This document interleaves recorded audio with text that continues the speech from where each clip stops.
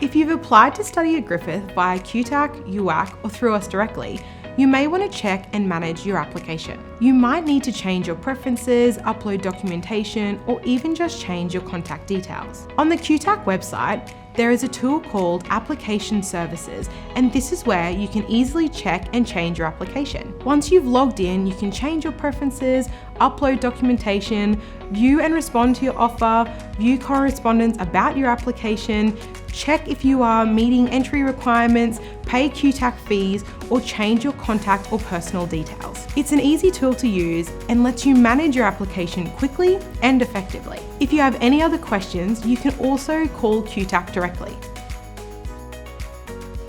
If you are applying as a TAFE Diploma Adult Tertiary Preparation Graduate, Australian Defence Force Veteran, or First Peoples Mature student, you might apply through Griffith directly. Contact us and we'll talk you through the process. QTAC and UAC will acknowledge that they've received your application. If you feel that your application has been delayed, there are several possible reasons why. One reason might be that the information is missing from your QTAC or UAC application. For example, if you've indicated that you have relevant work experience but not attached a letter from your employer, or if you've uploaded an incorrect file.